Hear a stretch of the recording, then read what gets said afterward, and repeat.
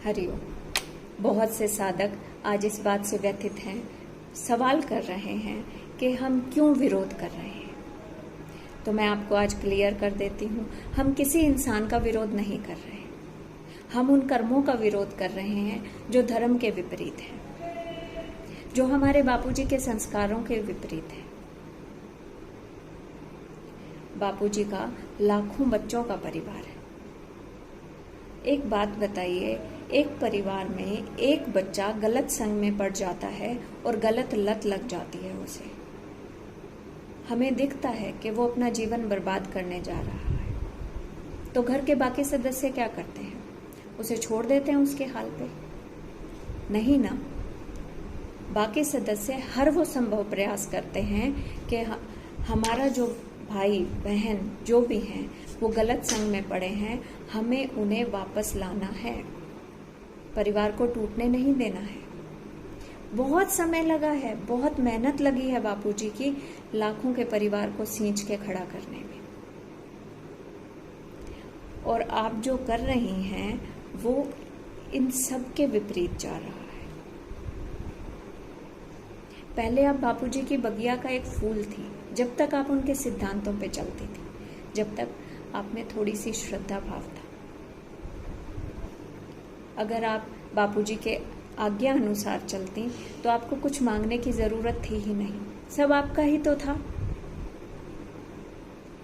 पर आप ऐसी संगत में जाके पड़ गई हैं कि श्रद्धा तो दूर की बात है, अब तो आप पिता भी नहीं मानते, क्योंकि आपने बेटी होने का कोई दायित्व निभाया ही नहीं। आप इतने गलत संग में हैं कि आप सही गलत का अंतर भूल गई हैं।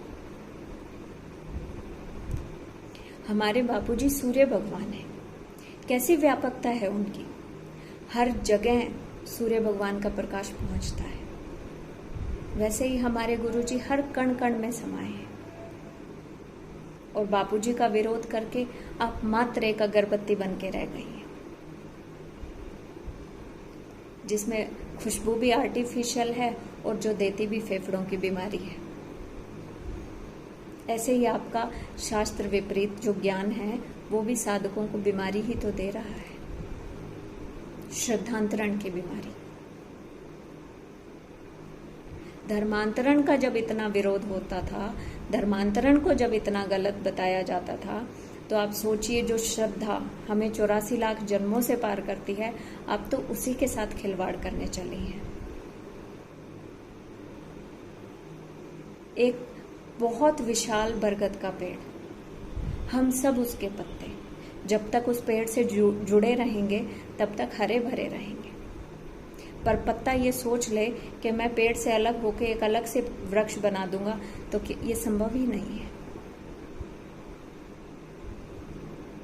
आप साधकों की श्रद्धा को तो नहीं समझ पाती, उनके प्रेम को नहीं समझ पाते, क्योंकि आपने कभी जीवन में गुरु धारण ही नहीं किए।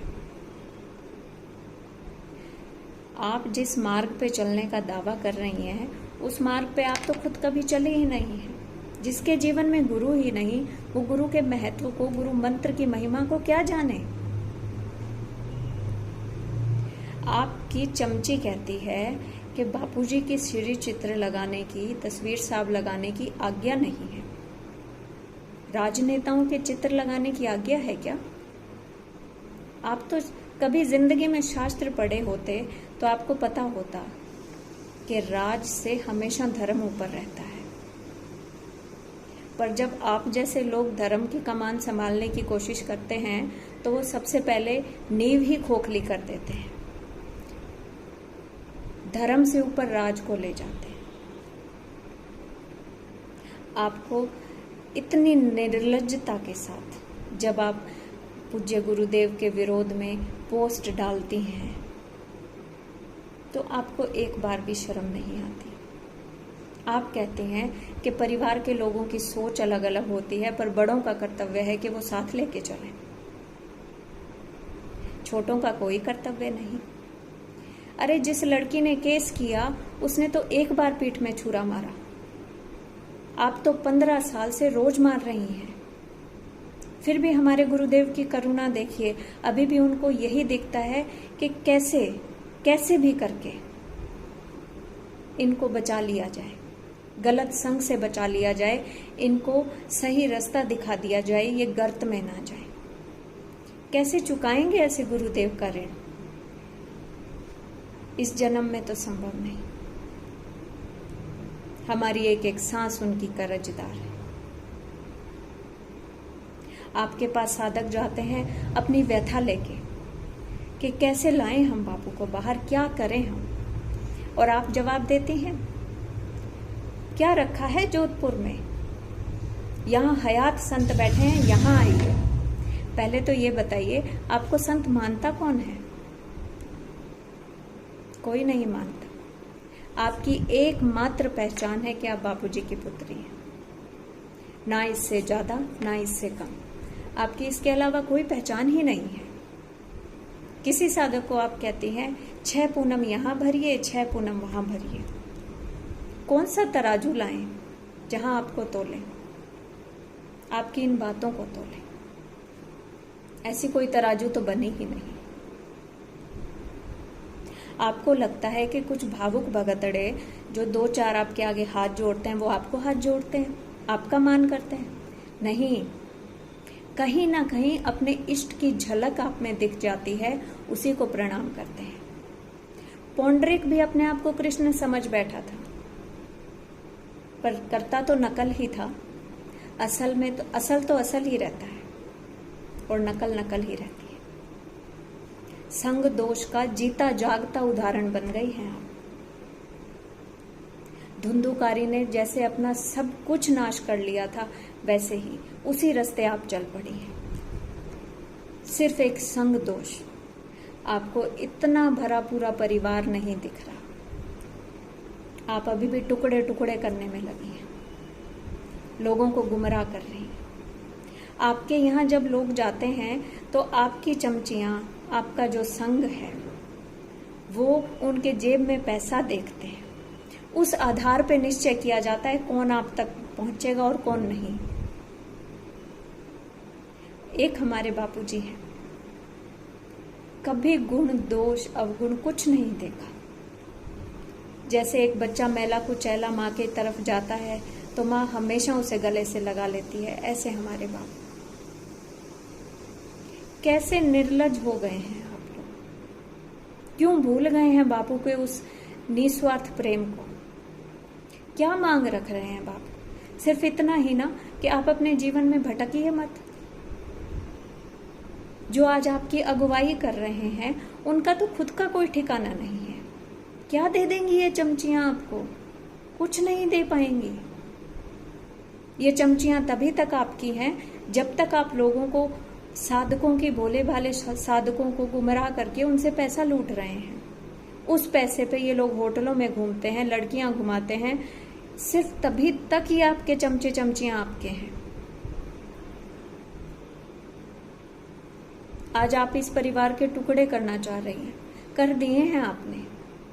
कैसी लड़ाई चला दी है आपने। एक बात बताइए, आपको केस की कोई जानकारी तो है नहीं, फिर भी आप लोगों को गलत गलत इंफॉर्मेशन देके भिड़वाती हैं। उम्मीद की थी आपसे कि आप आएंगी, केस देखेंगी, कैसे बापूजी को बाहर लाएं, इस पे प्रयास करेंगे। आपने क्या किया? वैसे आपसे उम्मीद मुझे यही थी कि आप ऐसा ही कुछ करेंगे। आपने ऐसी भ्रांतियां फैलाई और जोधपुर में होल्डिंग लगवा दिए। आपको जरा शर्म नहीं आई? आप परिवार की इज्जत बाजार में उछाल रही हैं, क्यों नहीं समझ पा रही हैं? संग तो आपको कुछ सालों का मिला है ना, संस्कार तो बचपन से दिए हैं, थोड़ा तो उन्हें याद कीजिए अपने जीवन में। मैं सारे साधकों से हाथ जोड़ के विनती करती हूँ, आज हमारे परिवार के कुछ बच्चे गलत रास्ते जा रहे हैं। जैसे गलत रास्ते जाने वालों को जो चीजें बिगाड़ रही हैं, अगर उन्हें देना बंद कर दें तो वो बच्चे वापस सही रास्ते पे आ जाते हैं। ऐसे ही हमें प्रयास करना है।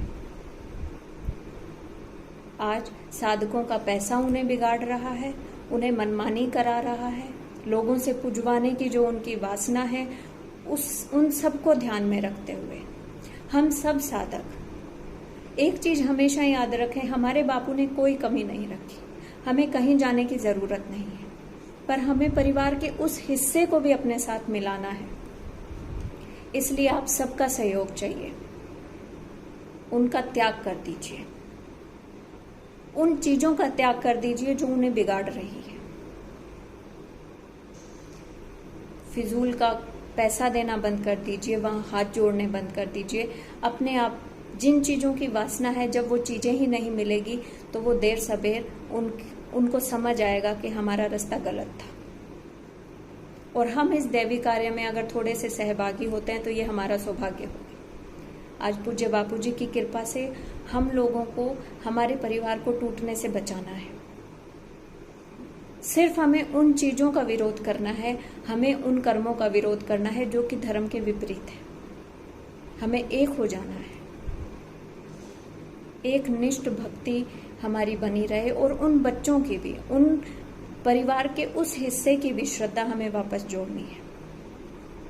संघ का असर दिख रहा है तो अब हम उसे सुधार के वापस हम हमारे परिवार में जोड़ेंगे। वहां पे पैसा देना, वहां पे जी हजूरी करना बंद कर दीजिए, तो अपने आप वो बच्चे लाइन पे आएंगे। बस आपसे यही विनती है, इस दैवी कार्य में सहयोग कीजिए, छोड़ दीजिए। क्या कमी रखी है बापू ने, सब दिया है।